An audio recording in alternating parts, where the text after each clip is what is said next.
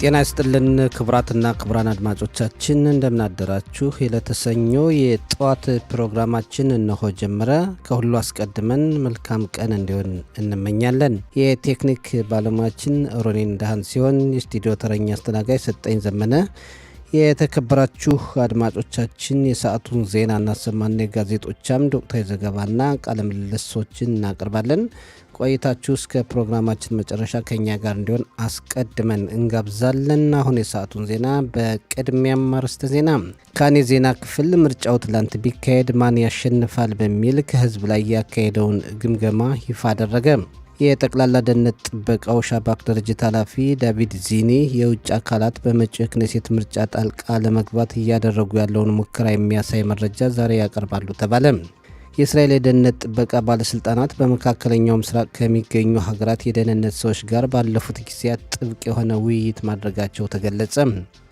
የሶሪያው ፕሬዝዳንት አህመድ አሻራ ሀገራቸው ከእስራኤል ጋር የደህንነት ጥበቃ ስምምነት ለማድረግ የምትጥር መሆኑን ገለጹ። የሚሉት የሰዓቱ ዋና ዋና ዜናዎች ናቸው። ዝርዝሩ እንሆ። ካኔ ዜና ክፍል ምርጫው ትላንት ቢካሄድ ማን ያሸንፋል በሚል ከህዝብ ላይ ያካሄደውን ግምገማ ይፋ አደረገ። በህዝባዊ ግምገማው መሰረት ጠቅላይ ሚኒስትር ናታንያሁን የሚደግፉ የፖለቲካ ፓርቲዎች መጠናከር አሳይተዋል። የአሻር ፓርቲ ደግሞ በአንድ ድምፅ ዝቅ ብሏል ተብሏል። ትላንት እንደተካሄደው ህዝባዊ ግምገማ ከሆነ የሊኩድ ፓርቲ 22 የክኔሴት መቀመጫዎችን ሲያገኝ የአሻር ፓርቲ 21፣ በአህድ 14፣ ዲሞክራቲም 10፣ ኦጽማ ይሁዲት 9፣ እስራኤል ቤቴኑ 9፣ ሻስ 8፣ የአዶታ ቶራ 8፣ ዳሽታል ራምና አጽዮን የታዳቲት እያንዳንዳቸው 5 የክኔሴት መቀመጫዎችን ያገኙ ነበር ተብሏል። ሚሉኒኪም 4 የክኔሴት መቀመጫዎችን አግኝተዋል። አቋማቸው በሚቀራረቡ የፖለቲካ ፓርቲዎች መካከል ያለው ድጋፍ ሲታይ ጉሽ ናታንያሁ የተባለው 52፣ ጉሽ አይዘንኮት ደግሞ 58 የክኔሴት መቀመጫዎችን ያገኙ ነበር። ካኔ ዜና ክፍል በጠቅላይ ሚኒስትርነት ደረጃ ማን ይስማማል በሚል ለህዝብ ባቀረበው ጥያቄ መሰረት ጠቅላይ ሚኒስትር ናታንያሁ 39 ከመቶ ድጋፍ ሲያገኙ፣ ጋዲ አይዘንኮት 38 ከመቶ፣ ናፍታሊ ቤኔት ደግሞ 31 ከመቶ ድጋፍ ተሰጥቷቸዋል ብሏል። የጠቅላላ ደህንነት ጥበቃው ሻባክ ድርጅት ኃላፊ ዳቪድ ዚኒ የውጭ አካላት በመጪው የክኔሴት ምርጫ ጣልቃ ለመግባት እያደረጉ ያለውን ሙከራ የሚያሳይ መረጃ ዛሬ በክኔሴት ያቀርባሉ ተባለ። ቃል አቀባያችን የአራ ሻፒራ ካደረሰችን ዘገባ መረዳት እንደቻል ነው በክኔሴት የውጭና ደህንነት ቋሚ ኮሚቴ የመረጃ ክፍል ዛሬ በሚያካሄደው ስብሰባ የሻባክ ድርጅት ኃላፊ ዳቪድ ዚኒ የውጭ አካላት በመጪው ምርጫ ጣልቃ በመግባት ተጽዕኖ ለመፍጠር የሚያደርጉትን ጥረት ለሚመለከታቸው ክፍሎች ያብራራሉ ተብሎ ይጠበቃል። የውጭ አካላት ገንዘብ ወጪ በማድረግ በፖለቲካዊ ዘርፍ ተጽዕኖ ለማድረግም መሞከራቸው ተገልጿል። በዛሬው የክኔሴት ስብሰባ የማዕከላዊ አስመራጭ ኮሚቴ ሊቀመንበር ዳኛ ኖአም ሶልበርግም ይሳተፋሉ ተብሎ ይጠበቃል። ይህ በእንዲህ እንዳለ የእስራኤል ብሔራዊ በየነ መረብ ሳይበር ድርጅት በመጪው የክኔሴት ምርጫ ጣልቃ ለመግባት የሚያደርጉ እንቅስቃሴዎችን የተለያዩ አካላትን እንቅስቃሴ አስቀድሞ ማወቅ መቻሉን ገልጿል። የማዕከላዊ አስመራጭ ኮሚቴ ሊቀመንበር ዳኛ ኖአም ሶልበርግ በመጪው የክኔሴት ምርጫ ችግር ይፈጥራሉ ያሏቸውን እርምጃዎች መውሰድ ጀመሩ። የአሻር ፓርቲ ሊቀመንበር ጋዲ አይዘንኮት የፍልስጤም ራስ ገዝ መስተዳደር ሊቀመንበር አቡ ማዘንና የክኔሴት አባል ማንሱር አባስን እጃቸውን ሲጨብጡ የሚያሳዩና በኤአይ የተሰሩ ቪዲዮዎችን የገንዘብ ሚኒስትር በጻለት ስሞትሪች በማህበራዊ መገናኛ አውታር ያጋሩትን እንዲያወርዱ ዳኛ ኖአም ሶልበርግ ትዕዛዝ አስተላልፈውላቸዋል። የማዕከላዊ አስመራጭ ኮሚቴ ሊቀመንበር ዳኛ ኖአም እንዳሉት ቪዲዮ በተጨባጭ ሁኔታ ያልተፈጸመ ስለሆነ በፖለቲካው ዘርፍ በአይዘንኮትና ማንሱር አባስ በኩል ችግር ሊያመጣ ይችላል ብለዋል። የእስራኤል ደህንነት ጥበቃ ባለስልጣናት በመካከለኛው ምስራቅ ከሚገኙ ሀገራት የደህንነት ሰዎች ጋር ባለፉት ጊዜያት ጥብቅ ውይይት ማድረጋቸው ተገለጸ። አሜሪካ በኢራን ላይ ከባድ እርምጃ ለመውሰድ አቅዳለች መባሉን ተከትሎ እስራኤል ከአሜሪካ ጋር ከምታካሄደው ጥብቅ ግንኙነት በተጨማሪ ከመካከለኛው ምስራቅ ሀገራት ጋርም ግንኙነቷን የበለጠ በማጠናከር ስትወያይ መሰንበቷ ተገልጿል። ለ40 ቀናት በቆየው የአንበሳው አገሳ የጦር ዘመቻ ወቅትም እስራኤል የኢራንን አደገኛነት ከተረዱ የመካከለኛው ምስራቅ ሀገራት ጋር ግንኙነት ነበራት። ያ ግንኙነቱም ከጦር ዘመቻው በኋላ መቀጠሉ ተገልጿል። በተለይ አካባቢያዊ ዝግጁነት እንዲኖር ጥረት እየተደረገ መሆኑና አሜሪካን ጨምሮ የአካባቢው ሀገራት ጸረ ኢራን እንቅስቃሴያቸውን ለማጠናከር መሞከራቸውን ቃል አቀባያችን ኢታይ ብሉሜንታል ካደረሰን ዘገባ መረዳት ችለናል። ይህ በእንዲህ እንዳለ መካከለኛው ምስራቅ ውጥረት አሁንም እንዳለ ነው። አሜሪካ በኢራን ላይ ለመውሰድ ያቀደችውን ሰፊ ጥቃት ለጊዜው ብታቆምም የአካባቢው ሰላምና ደህንነት አሁንም በውጥረት እንደተሞላ ነው።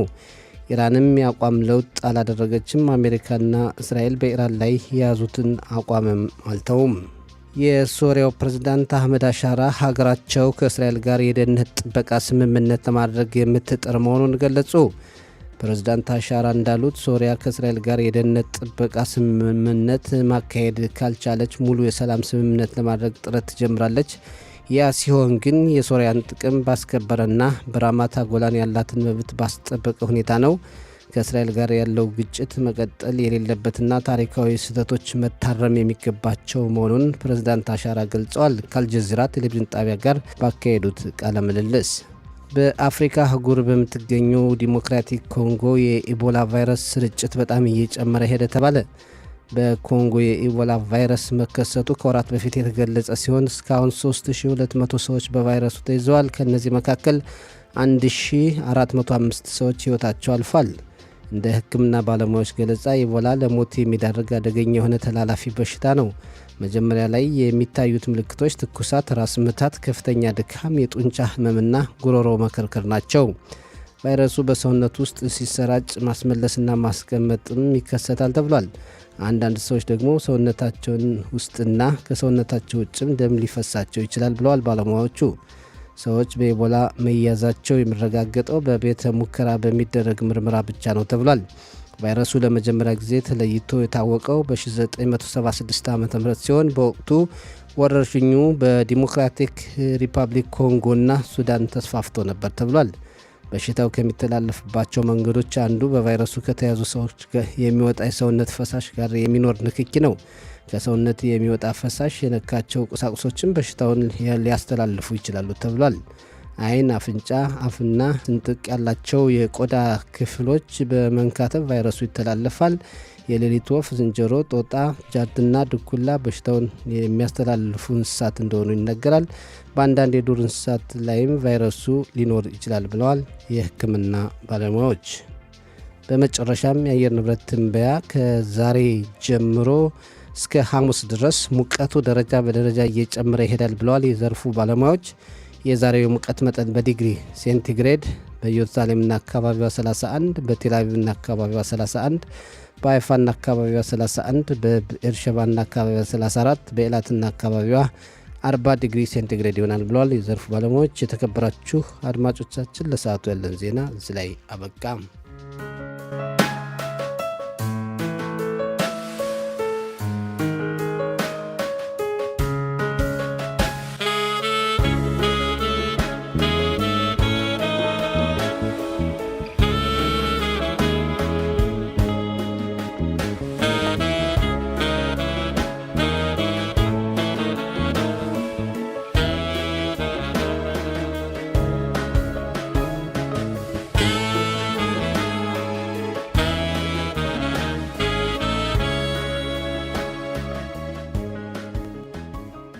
የተከበራችሁ አድማጮቻችን ከዚህ ቀጥለን የዛሬ ጋዜጦች ለአንባቢያን ካቀረቧቸው በርካታ ዘገባዎች መካከል ዋና ዋና ናቸውን ባጭሩ እንመለከታለን። የኢትዮ ታህሮኖት ጋዜጣ እንደዘገበው የሶሪያው ፕሬዝዳንት አህመድ አሻራ ከእስራኤል ጋር የሰላም ስምምነት ለመድረስ ጥረት እያደረግን ነው ማለታቸውን ጋዜጣው በፊት ገጹ ዘግቦ ለአንባቢያን አቅርቧል። አካባቢው ውጥረት በተሞላበት ወቅት የሶሪያው ፕሬዝዳንት አህመድ አሻራ አረጋጊ አረፍተ ነገሮችን ተናግረዋል። የእስራኤል መከላከያ ሰራዊት ወደ ሶሪያ ግዛት እየጠለቀ እየገባ ነው የሚል ቅራኔዎች እየቀረቡ ባለበት ወቅት የሶሪያው ፕሬዝዳንት አህመድ አሻራ አዎንታዊ አመለካከታቸውን ገልጸዋል። ሀገራቸው ከእስራኤል ጋር ዘላቂ ከሆነ የሰላም ስምምነት ለመድረስ ፍላጎት እንዳላት ገልጸዋል ብሏል የኢትዮ ታህሮኖት ጋዜጣ። ሌላው በአሜሪካና ኢራን መካከል ያለው ውጥረት ለጊዜው መቆሙን የአሜሪካ መከላከያ ጽሕፈት ቤት አስታውቋል። ምክንያት የሆነውም በጸረ ሚሳኤል መከላከያ እጥረት ምክንያት ነው ተብሏል። የኢትዮ ታህሮኖት ጋዜጣ የሚሳኤሎችን ሁኔታ በዝርዝር አቅርቧል። የፓትሪዮት ሚሳኤሎች ከ1000 እስከ 1400 ያክል ካሁን በፊት እንደተተኮሱና ይህም ካለው 50 ከመቶ እንደሚሆኑ ገልጿል።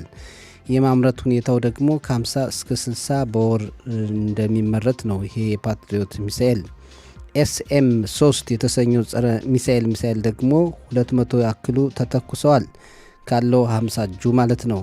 የማምረት ሁኔታውም ከ3 እስከ 5 ዓመታት ውስጥ ነው እነዚህን ሚሳኤሎች ማምረት የሚቻለው። ታድ የተሰኘው የአሜሪካ ጸረ ሚሳኤል ደግሞ እስካሁን 200 የሚሆኑ ተተኩሰዋል። ከተመረተው ከ25 እስከ 50 ከመቶ ያክሉ ናቸው። የታድ ሚሳኤሎችን ለማምረት በአንድ ወር እስከ 8 ብቻ ነው ብሏል ጋዜጣው። የማጥቂያ ሚሳኤሎች ደግሞ የክሩዝ ሚሳኤሎች 1200 የሚሆኑ ተተኩሰዋል። ይህም ከተመረተው 33 ከመቶ ያክሉ ናቸው። ይህም አንዱን የክሩዝ ሚሳኤል ለመስራት 1 ዓመት ከ5 ወራት እስከ 2 ዓመት ከ8 ወራት ይጨርሳል። ሌላው ጄኤስኤስኤም ወይም ጃስም የተሰኘው ሚሳኤል አይነት ነው። እስካሁን 1100 ተተኩሰዋል። ከተመረተው 50 እጁ ያክል ነው።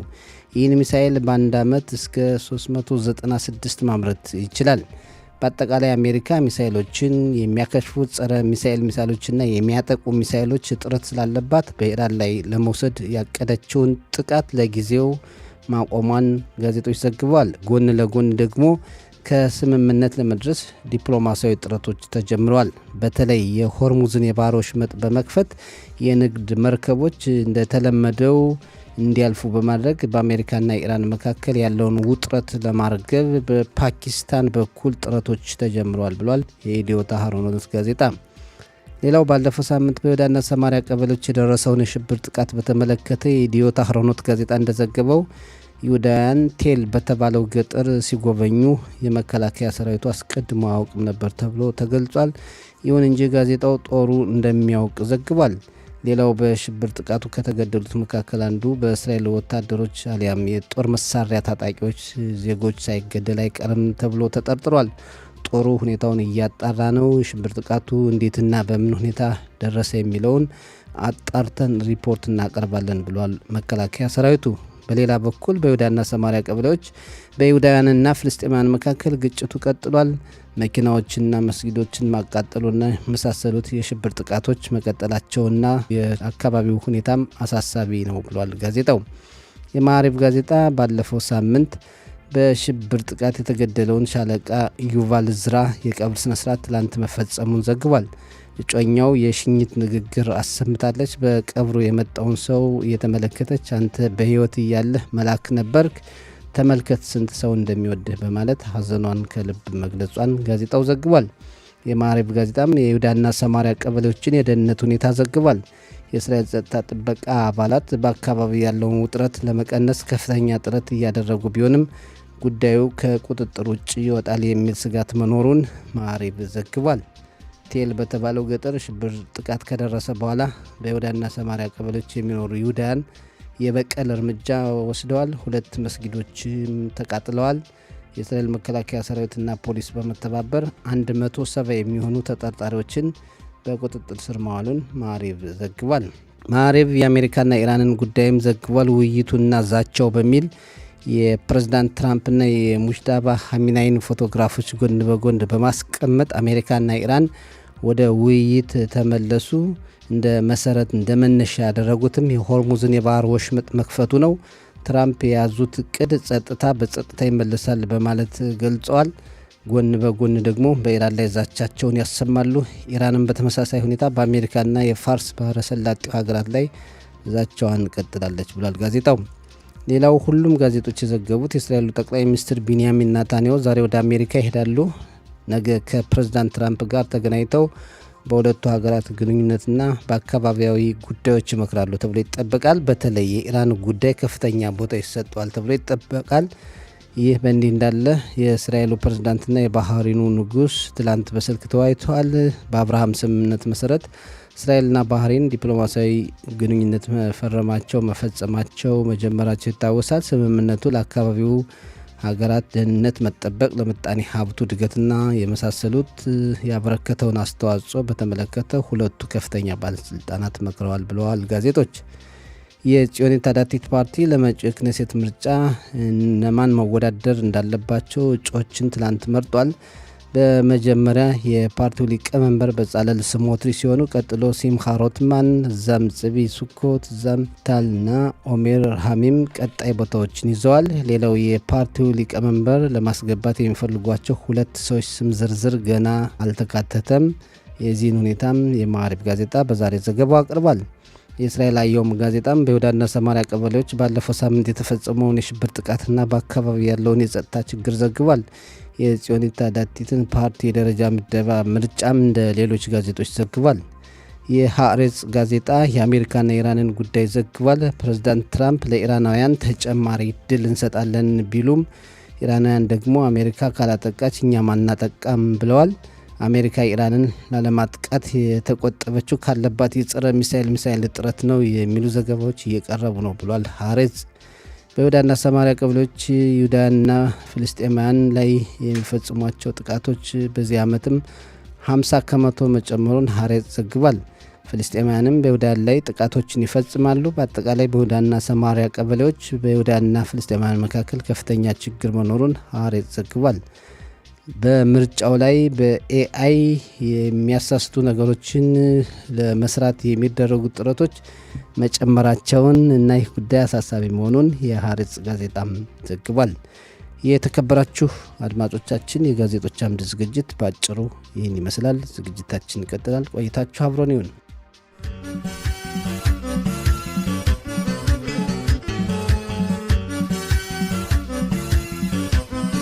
የተከበራችሁ አድማጮቻችን አሁን ወቅታዊ ዘገባዎችን እናቀርባለን። ወቅታዊ ዘገባዎችን እንዲያቀርብልን የጋበዝነው የቅድመ ክኔሴት አባል አቶ ሽለሞ ሞላን ነው። እሱም በስልክ መስመራችን ይገኛል። ጤና ይስጥልን አቶ ሽለሞ፣ እንደምናደርግ? ጤና ይስጥልኝ ተሰጠኝ፣ እንዴት አደርክ? ደህና ነኝ፣ በጣም እናመሰግናለን። ችግር የለም፣ ያው የጠዋት ድምፅ ነው እንጂ ችግር የለም። ጥሩ ነው፣ ችግር የለም። ሁላችንም ይገባናል። እንግዲህ በጠዋት ቀላል አይደለም። የአሜሪካና ኢራን ጉዳይ የት ደረሰ የሚለው ብዙዎቻችን ግራ እያጋባ ነው። አሜሪካ በኢራን ላይ እርምጃ ልትወስድ ነው እየተባለ ሲወራ ነገሩ ይቀዘቅዛል፣ ሲቀዘቅዝ ይሞቃል። አሁን ደግሞ ወደ ድርድር እየተመለሱ ነው ይባላል። እንዴት ነው የመካከለኛው ምስራቅ እንዲህ የሚቀጥለው? በአጠቃላይ የኢራንና የአሜሪካ የጦርነት ሂደቶች ወሳኙና እንዴት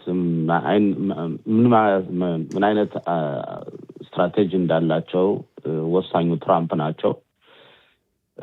ትራምፕ እንደሚታወቀው እኔ ሁሉ ጊዜ እላለሁ ትራምፕ ስስት ናቸው። አንድ ቀይ ሳይሆን ቀይ ይሆናሉ፣ አረንጓዴ ሳይሆን አረንጓዴ ይሆናሉ፣ ሰማያዊ ሳይሆን ሰማያዊ ያደርጋሉ። በእውነት ከዛ ደግሞ ዛሬ የጻፉትን ነገ ደግሙትን ነገ ዳግሙትን የተናገሩትን በእውነት ትንሽ በጣም ከአንድ ትልቅ መሪ ከአንድ አሜሪካን ያላገር መሪ የማይጠበቅ ስራ እየሰሩ ነው ያሉት። በእርግጥ የራሳቸው ጥቅም ሊኖራቸው ይችላል፣ ጥቅምም አላቸው ጦርነትን ወይም ላለመቀጠል ወይም ለማቋረጥ። ግን እዚህ በእንዲህ እንዳለ እዚህ ቀጠናው ያሉት ሀገሮች ደግሞ የእሳቸው ወዳጅ ሀገሮች ናቸው።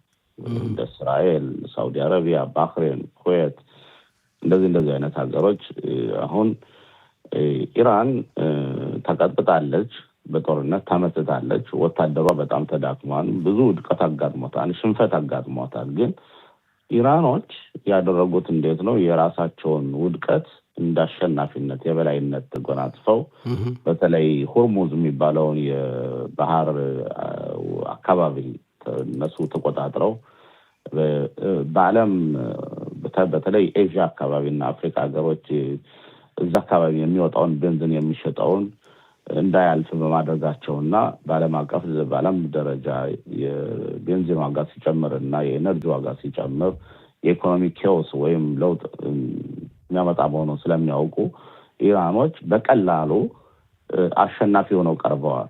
ስለዚህ በዚህ ባለንበት ሁኔታ አሁን ባለፈው በተለይ ትራምፕ ያደረጉት ስምምነት ራሳቸውን የሚያዋርድ ያው ብቻ ሳይሆን ራሳቸው ኢራኖች በጣም ነው የሚሰድቡት፣ በጣም ነው የሚንቁት። እና እኔ መጨረሻው ስትራቴጂ ምን እንደሆነ አይታወቅም። የሚያደርጉት ድርድር ምን እንደሆነ አይታወቅም። በጣም አወዛጋቢ ነው በእውነት።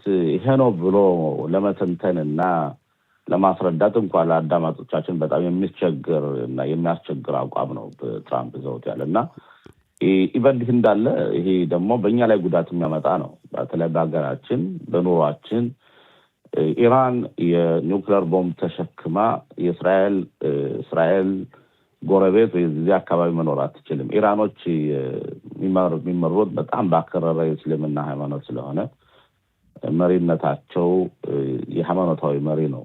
ፋናቲዎች ናቸው። በጣም አክራሪዎች ናቸው እና በዛ ምክንያት ነው የጎረቤት ሀገሮቻቸውን እንኳን እንደ ሳውዲ አረቢያ፣ ባህሬን፣ ኩዌት፣ የተባበሩት ኤሚሬት እነሱን ሁሉ የሚተኩሱ ጆርዳን ይተኩሳሉ። ያን የሚያደርጉት እነሱ የሺሃ ህዝብ ነው ያላቸው እምነት። እነዚህ ደግሞ የሱና እምነት ነው ያላቸው እንጂ ሁሉ ሰው ሳይሆን ሙስሊም መስሎ ይታያል። የሙስሊም ደግሞ የሺሃና የሱና በጣም ጠበኞች ናቸው። ስለዚህ ኢራኖች ዛሬ በቀራቸውና ባላለቀው ሚሳኤል እየተኮሱ እያስቸገሩ ነው ያሉት። እስቲ ለማንኛውም እንግዲህ ቆይተን የምናየው ይሆናል ማለት ነው። አሁን ዛሬ የወጡ ያሉ ዘገባዎች ትላንት ጀምሮ አሜሪካን ያክል ሀገር እንደው ሌሎችንም የመቋቋም አቅም አላት የተባለው የጸረ ሚሳኤል መከላከያዎች እጥረት ሁሉ አለባት፣ በዚህ ምክንያት ነው ለጊዜው ያቆሙት መባሉ ለወደፊት እንደው ሌላ ከፍ ያለ ጦርነት ቢመጣ አሜሪካ ስሟ ብቻ ነው ወይ? እንዴት ነው እንደዚህ ዘገባዎች እየወጡ አሉ ወይስ እንዲሁ ሽፋን ነው? አይታወቅም። ለምን መሰለህ እኔ ይሄ ምክንያት ነው ብዬ አላምንም። እንደኔው ምክንያቱም አሜሪካ በጣም ሀያላን መንግስት ናት። የጦር መሳሪያ ሞልቷታል። እንዲያውም አንዳንድ ጊዜ ምን አለ መሰለህ የሀያላን ሀገሮች ያለዋቸው የጦር መሳሪያ ያረጀው የጦር መሳሪያ ከእንትናቸው ከመጋዘናቸው እንዲወጣ ወይ ጦርነት ይከፍታሉ ወይ ደግሞ ለሌላ ሀገር ይሸጡታል ያን የጦር መሳሪያና አዲስ ይኖራቸዋል። ስለዚህ መስሎ አይታየኝም። እንደዛ እንኳን አይመስለኝም። ምክንያቱም አሜሪካን ያህል ሀገር ለምሳሌ በዚህ አካባቢ የምታደርገው ጦርነት እንደሌላ ደግሞ ለምሳሌ በኤዥያ አካባቢ ቢኖር ለምሳሌ ከዛ ሮጣ ደርሳ መድረስ አለባት። ስለዚህ ያ ሙሉ በሙሉ ምክንያት ላይሆን ይችላል። ግን አንዳንዴ ምን አለ መሰለህ በተለይ የጦርነቱ እንዳይካሄድ ፍላጎት ያላቸው ሰዎች አንዳንድ ጊዜ እንደዚህ አይነት ምክንያት ይሰጣሉ። ባለፈው ታስታውስ እንደሆን እስራኤልንም እኮ እንደዛ ተብላ ነበረ። በኢራን ላይ እስራኤል ለምታደርገው እርምጃ ጦርነቱ መቆሙ ጥሩ ነው፣ ምክንያቱም እስራኤልም እንኳ የሚሳኤሎችን የምትቋቋምባት እንትን የሌላት ነው ምናምን እንደዚህ አይነት ነገሮች ይነገራሉ። ግን ሳስበውና ስገምተው ሙሉ በሙሉ ትክክል መስሎ አይታየኝም። ምክንያቱም አንድ ሚሳኤል ተተኩሶ ነው በነገ ማታ ሚሳኤል የሚያመርተው ፋብሪካ 2 ሚሳኤል ሰርቶ ያድራል። ስለዚህ ኢራኖችም እኮ በእንደዚህ አይነት ስትራቴጂ እየተጠቀሙ ነው በነገራችን ላይ እና ለዛ ነው የሚሳኤል ማምረቻቸው መመታት አለበት። ያስቀመጡት በመጋዘን ያስቀመጡት ሁሉ መደብደብ አለበት የሚባለው ለእንደዚህ ምክንያቶች ናቸው። ስለዚህ በአጠቃላይ ግን ስገምተው በእርግጥ አሜሪካ በተለይ ማክሸፊያዎችን አንተና አስቀምጣ ያለ ከጎረቤት ሀገሮች በሙሉ ከሳውዲ አረቢያ አላት፣ ከባህሬን አላት፣ ከኩዌት አላት፣ ከኦማን አላት፣ የተባበሩት ኤሚሬት አላት፣ እስራኤል አለ፣ ዮርዳን አለ፣ ጆርዳን፣ ሲሪያ አለ፣ ሊባኖስ ውስጥ አላት። እዚህ አካባቢ ካሉት ሀገሮች እነዚህን ሀገሮች ለመከላከል ስላለባት አላት። የአውሮፓ ሀገሮች በሙሉ በናቶ አማካኝነትም አላት። ስለዚህ ለዛ ነው በነገራችን ላይ አንድ ጦርነት አጭር መሆን አለበት የሚባለው ለዚህ ነው። አቶ ሰጠኝ ጦርነት እስከተራዘመ ድረስ ብዙ ውድቀት ያመጣል የሚባለው ይሄ ነው። አንዱ የጦር መሳሪያ መበዝበዝ ነው። ሁለተኛ ኢኮኖሚን ማውደቅ ነው። ሶስተኛ የዲፕሎማሲ ሂደቶች ደግሞ ኤፌክቲቭ አይሆኑም። አንዱ ለምሳሌ እስራኤል ከነቤንጎሪዮን ጀምሮ የጦር አካባቢ ስልታቸው አንድን ጦርነት ከሳምንትና ከሁለት ሳምንት የበለጠ እንዳይካሄድ መንደፍ ነው እና ትራምፕ አሁን እያደረጉት ያሉት ግን ይኸውልህ ዝም ብሎ የማያቋርጥ ጦርነት እያካሄዱ ነው ማለት ይችላል። ጥሩ እስቲ የሚሆነው እናያለን። እንግዲህ ድርድሩም ሰላም የሚያመጣ ከሆነ ሌላው በይሁዳና ሰማሪያ ቀበሌዎች ያለው ውጥረት እንደቀጠለ ነው። ያው ባለፈው ሳምንት የሽብር ጥቃት ደርሷል። በይሁዳውያንና ፍልስጤማውያን መካከል በጣም ከፍተኛ ችግር አለ። እንዴት ነው የዛ ጉዳይ እንደው ከቁጥጥር ውጭ ይወጣል የሚልም ዘገባዎች እየቀረቡ ነውና ያለው የጸጥታ ሁኔታ ምን ይመስላል? ጥሩ አይደለም። በተለይ ፍልስጤሞች ያው ምንጊዜም ቢሆን ሽብርተኞች ናቸው። በተለይ የኛ ወታደሮች ብዙ ጥረት ያደርጋሉ፣ ያን ለማክሸፍ ይሞክራሉ። ግን አንድ በመኪና እየተጓዘ አንድ የጦር መሳሪያ አውጥቶ መተኮስ ቀላል ነው። ምክንያቱም በይሁዳና ሰማሪያ አካባቢ በጣም ብዙ ሴትልመንቶች አሉ፣ ወይም ከተማኛ ገጠሮች አሉ፣ ቤቶች አሉ። አንዳንድ ጊዜ በልብ የአረቦች መካከል ቦታ ላይ እና እዛ ያሉት ይሁዲዎች በእርግጥ አገር ወዳዶች ናቸው። አገር ወዳዶች ቢሆንም ደግሞ ብዙ ፕሮቮኬሽን ያደርጋሉ። ባዝም መደረግ የማይደረግበትን ነገር እያደረጉ እና ብዙ ጊዜ ያን ቦታ አወዛጋቢ ቦታ ነው። ከ1967 ዓ.ም ጀምሮ ወታደራዊ አገዛዝ ነው። ግን ከወታደራዊ አገዛዝ በተጨማሪ ደግሞ ከአቡ ማዘን እና ከአረፋት ጋር በተደረገው ስምምነት መሰረት የተወሰነ ቦታ ራሳቸው እንደ ኦቶኖሚ ሆነው ሀገራቸውን ህዝባቸውን ይመራሉ እና አቡ ማዘን ግን የኛ ወታደራዊ አካል ደግሞ የጸጥታን ጉዳይ በበላይነት የሚመራ ማለት የጸጥታ ጉዳይ ራሳቸው የአቡ ማዘን ወታደር የያዘው ማለት ልክ እንደ አዛ ማለት ነው። እና የዛ አካባቢ ሁኔታ በጣም አሳዛኝና አሳሳቢ ነው። አሳሳቢ ሊሆንበት የሚችለው እንዴት ነው? ራሳቸው እዛ ያሉት ነዋሪዎች ደግሞ በጣም አክራሪዎችና ፋናቲዎች አሉ። በተለይ አረቦችን እየገቡ ልክ የኛ ወታደሮች ብዙ ስህተቶችን ሁሉ ያደርጋሉ፣ ሀብት ያዳርጋሉ። በየከተማው እየገቡ ብዙ ሰው ሁሉ ይገላሉ። አረቦች ደግሞ እንደሚታወቀው የነሱ በእርግጥ ስራቸው ነው፣ ይተኩሳሉ፣ ይገላሉ። ባለፈው እንኳን 2 ገለዋል። ስለዚህ የማያቋርጥ እና የሚያሳስብ አካባቢ ሆኗል እና የህግ አለመከበር አለ። በተለይ የኛን ወታደራዊ እንትኖችን የኞች በተለይ ይሰድቧቸዋል፣ ይንቋቸዋል እና ቀላል ነገር አይደለም።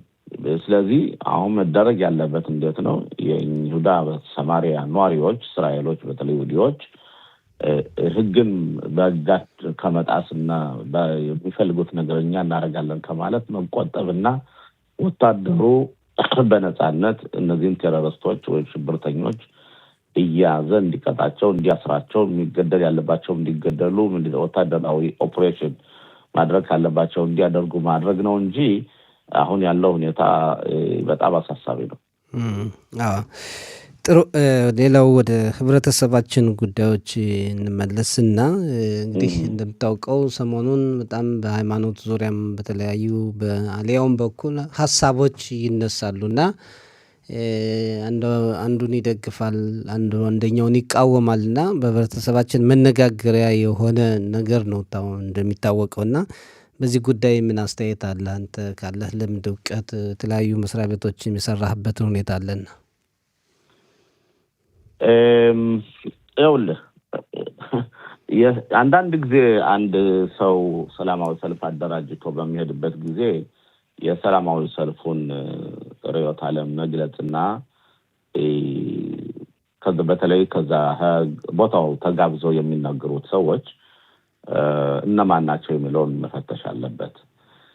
እኔ የእስራኤል ሀገር የዲሞክራሲ ሀገር ናት። እያንዳንዱ ሰው እንደፈለገው ሰላማዊ ሰልፍ ማድረግ ይችላል፣ እንደፈለገው አጀንዳ ማድረግ ይችላል።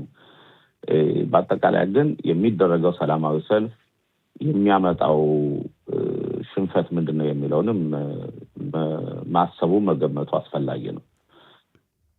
አንዳንዴ እስራኤል የዲሞክራሲ ሀገር ናት። ዲሞክራሲ ማለት እያንዳንዱ በፈለገው እምነት በፈለገው ኑሮ መኖር ይችላል። የሌላውን እምነት መጥቶ በህግ በጣሰ መንገድ እስካልያዘ ድረስ ካልደካ ድረስ ማለት ነው። እና አሁን በቀደም የተደረገው ሰላማዊ ሰልፍ ቄሶቻችን ይዞት የወጣው በእርግጥ እስራኤል ሀገር ውስጥ የሚስዮን ስራ እየተስፋፋ ነው፣ ሚስዮን ስራ ተቀባይነት የለውም ብሎ መውጣቱ ትክክል ነው። የፈለገው መጥቶ መናገር ይችላል። በእርግጥ እንደዚህ አይነቱን ሂደት ደግሞ ለማቆም መደረግ ያለበት የሚስዮን ስራዎችን አባቶቻችን ኢትዮጵያ ሲታገሉ እንደነበሩት በህብረተሰባችን ውስጥ መጀመሪያ ህብረተሰባችን ማደራጀት፣ በህብረተሰቡ ውስጥ ለውስጥ መናገር፣ አንዳንድ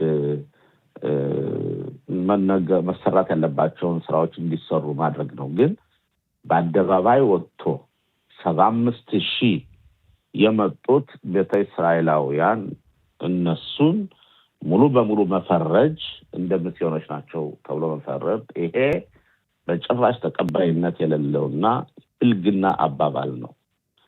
ይሄ ደግሞ አንድ ዓላማ አለው፣ የውስጥ ዓላማ ያለበት የሚያንጸባርቅ ነው። ኢትዮጵያ የቀሩ ወገኖቻችን አሉ፣ እነሱ መምጣት አለባቸው እያሉ ለሚናገሩ ሰዎች የነሱን ዓላማ ለማክሸፍ የተደረገ ነገር ነው።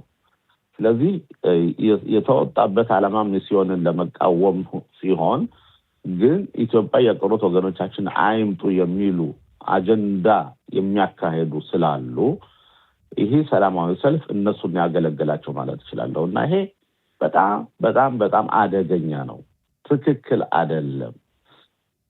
እና ለዛ ነው ሰላማዊ ሰልፍ በምታደርግበት ጊዜ ማን መጥቶ እንደሚናገር ማወቅ አለብህ። አንድ ነገር በሚናገርበት ጊዜ ምንድነው የምትናገረው ብሎ መጠየቁ ደግሞ አስፈላጊ ነው።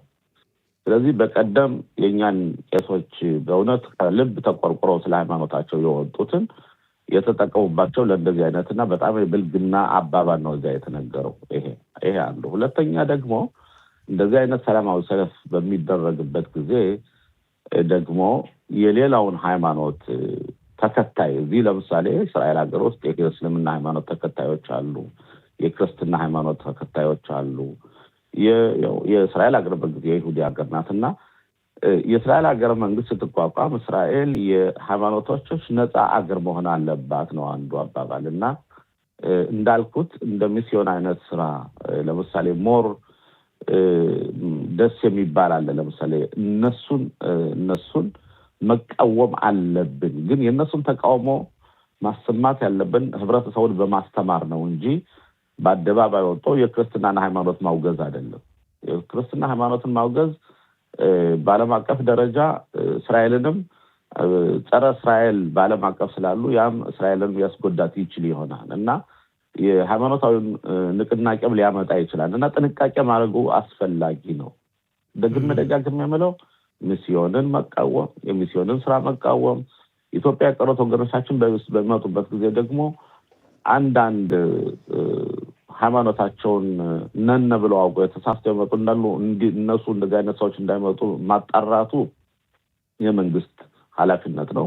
መንግስት አጣርቶ ማምጣት አለበት። ግን ሙሉ በሙሉ በአደባባይ ወጥቶ ከ1991 ዓመት በኋላ የመጡት በሙሉ ሚስዮኖች ናቸው፣ 75,000 ክርስቲያን ነው 75,000 ነው።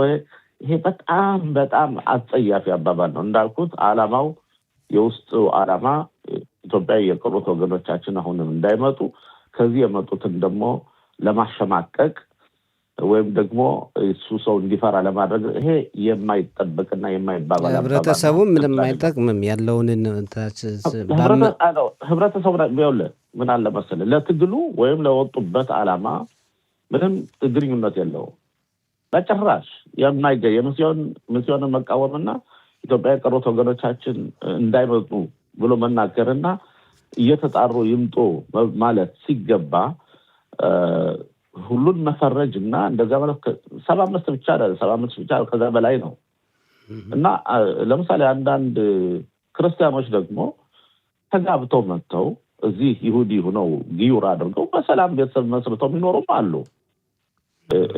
በሰላም የሚኖሩ ማለት ነው። ሃይማኖታቸውን ተቀብለው ይሁዲ ሆነው በጣም የሚኖሩ ጥሩ ሰዎችም አሉ።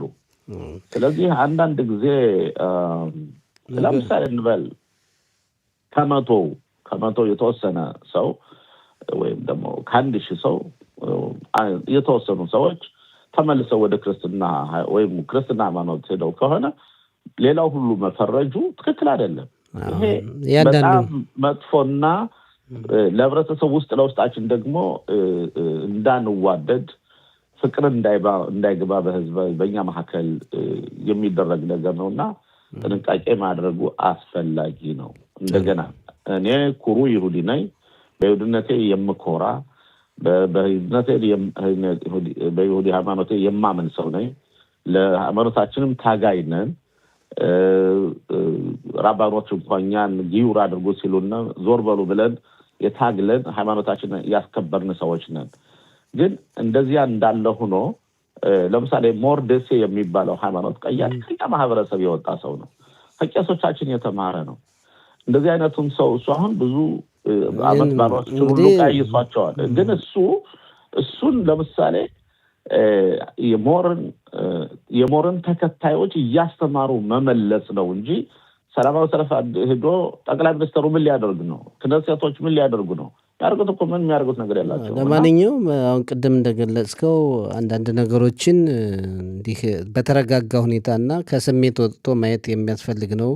መፈረጅም አይገባም። በህብረተሰቡ መካከል በጭራሽ መፈረጅ አይገባም። እኔ ልንገርህ፣ ይሄ በዛ ቀን መጥተው በሰላማዊ ሰልፍ ላይ የተናገሩ ሰዎች ጸረ አልያ ናቸው ወይም ጸረ ኢትዮጵያ የቀሩት ሰዎች እንዳይመጡ የሚፈልጉ ሰዎች ናቸው። በእርግጥ አሁንም ቢሆን ኢትዮጵያም ቢሆን ከኢትዮጵያ እንመጣለን ብለው እየጠበቁ ያሉት ሰዎች ተጣርቶ መምጣት አለበት።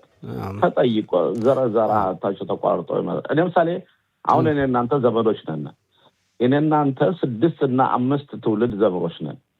ለምሳሌ እኔ እናንተ ዘመድ መሆናችን ለምሳሌ እኔ አሁን በዚህ 3 ሳምንት 2 ሳምንት ነው ያወቅኩ እና ያሁን ኢትዮጵያ የቀሩት ወገኖቻችን እኔም እንደምሳሌ ነው ማለት እንደዚህ አይነት ነገሩ ለምሳሌ ተጣርቶ መምጣት አለበት። የወገን የዘር ማጣራት ዘመቻ ተደርጎ ትክክለኛ ይሁዲ የሆነው ከዚህ እንዲመጣ ማድረግ አስፈላጊ ነው። ግን አሁን እየተደረገ ያለው እዚያ ያሉት ሰዎች እንዳይመጡና እንዳይመጡ ሳይሆን እዚህ ሀገር ያለውን ደግሞ መፈረጅ ጥሩ አይደለም። በመጥፎ አባባል በጭራሽ ተቀባይነት የለውም። ጥሩ አቶ ሽሎሞ በጣም ነው እናመሰግን። ሰላም ቀን። መልካም ቀን። ቻው። 5 የክነሴት መቀመጫዎችን ያገኙ ነበር ተብሏል።